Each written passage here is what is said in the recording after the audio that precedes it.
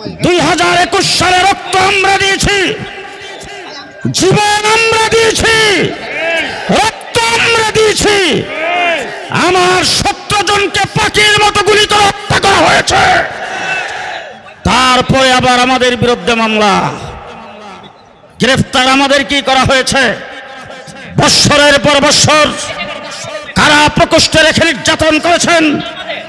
যে সকল ভাইদেরকে গ্রেফতার করা হয়েছিল ব্রাহ্মণবাড়িয়ার থেকে, আমরা যারা মুসলিম হয়েছে, যারা জেল জুলুম নির্যাতন ভোগ করেছেন, তাদেরকে দেওয়ার মতো কিছুই নাই, তাদেরকে দেবেন আল্লাহ।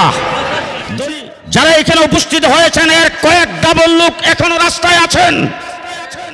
গোটা ব্রাহ্মণবাড়িয়া শহর আজকে অচল হয়ে যাবে।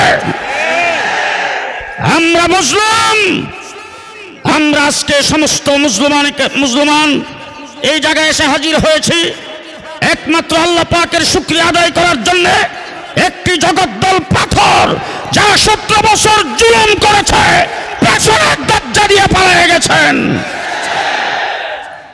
ইউটিউবার এবং সাংবাদিক ভাইরা যারা এসেছেন, আপনাদের কাছে সবিনয় অনুরোধ, আপনাদেরকে ধন্যবাদ ও মোবারকবাদ জানাচ্ছি।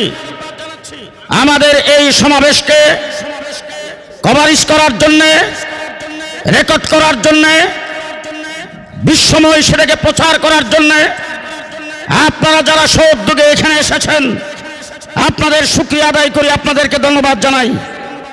তবে আমাদের সমাবেশ পরিচালনায় কোনো প্রকার কোনো বিঘ্নতা ঘটুক, এইটা আমরা আপনাদের দ্বারা চাচ্ছি না।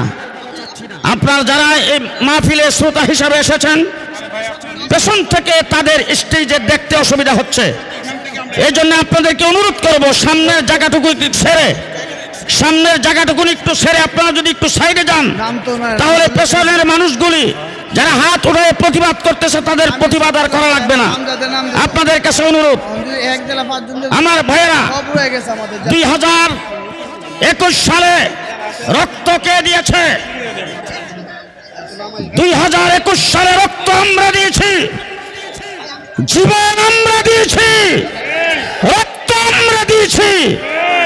আমার 17 জনকে পাখির মতো গুলি করে হত্যা করা হয়েছে। তারপরে আবার আমাদের বিরুদ্ধে মামলা, গ্রেফতার আমাদের কি করা হয়েছে? বৎসরের পর বৎসর কারা প্রকোষ্ঠে রেখে নির্যাতন করেছেন। যে সকল ভাইদেরকে গ্রেফতার করা হয়েছিল ব্রাহ্মণবাড়িয়ার থেকে, আমরা যারা মুসলিম হয়েছে, যারা জেল জুলুম নির্যাতন ভোগ করেছেন, তাদেরকে দেওয়ার মতো কিছুই নাই, তাদেরকে দেবেন আল্লাহ। দুনিয়াতে যা দিবেন গত 5 তারিখে দিয়েছেন, দুনিয়াতে যা দিবেন 5 তারিখে দিয়েছেন, সামনে আরো পাবো ইনশাআল্লাহ।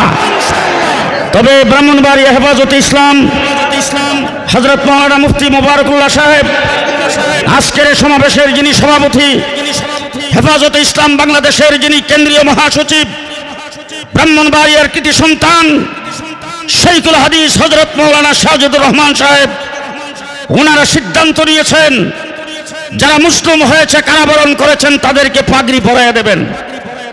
হয়তোবা এমনও হতে পারে তাদের কাছে হয়তো লিস্টে নাম আসে নাই, এমন কেউ বাহিরে থাকতে পারেন, অথবা এখানে উপস্থিত হয় না এমন কেউ থাকতে পারেন।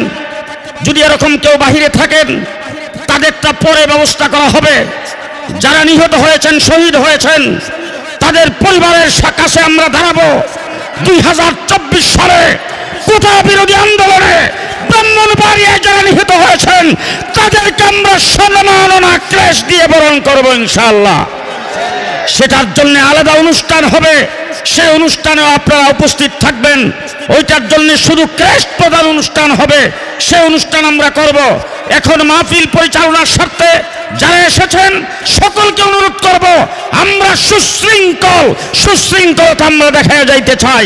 সুতরাং চুপ করে বসবেন, আওয়াজ যা হবে স্টেজ থেকে হবে।